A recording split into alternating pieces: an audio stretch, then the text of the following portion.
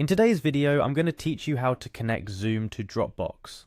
This process, straightforward and useful, allows you to streamline your workflow by directly saving your Zoom recordings to Dropbox.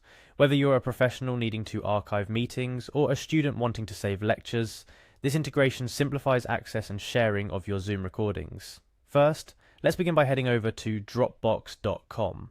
This is your starting point.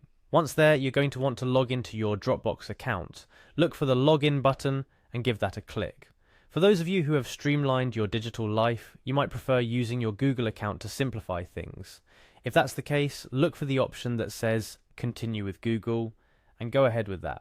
Successfully logged in? Great. Now navigate to the File section of Dropbox. This area is essentially the heart of your Dropbox account, where all your files and folders live. Once you're in the Files section, direct your attention to the upper right portion of your screen. You'll see 9 square dots, sometimes called the grid or app icon. Clicking this will open up a world of additional features and functionalities within Dropbox. Among these options, you need to find and click on the App Center. The App Center in Dropbox houses a collection of third-party apps that you can connect to your Dropbox account. This is where our journey gets more interesting.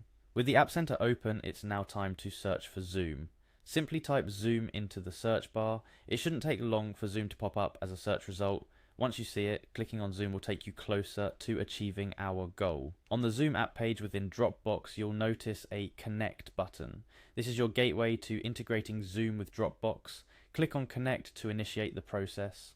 After clicking Connect, you'll be prompted to connect to Zoom. This ensures that the connection is secure and that both your Zoom and Dropbox accounts can communicate with each other effectively.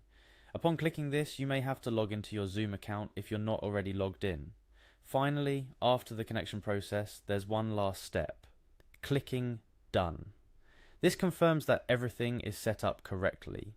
There you have it. You've successfully connected Zoom to Dropbox. This means all your future Zoom recordings can be automatically saved to your Dropbox account, ensuring they are stored securely and accessible from anywhere. A few tips to remember.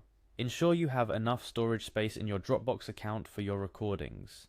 Check the settings in both your Zoom and Dropbox accounts to manage where your recordings are saved. Remember, the security of your recordings is vital. Make sure to manage sharing settings in Dropbox to keep your files secure.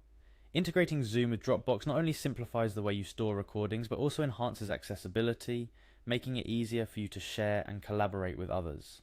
Whether you're reviewing meeting notes or sharing a lecture with classmates, having all your recordings in one place, accessible from anywhere, is a game changer. And that's it for today's video on how to connect Zoom to Dropbox.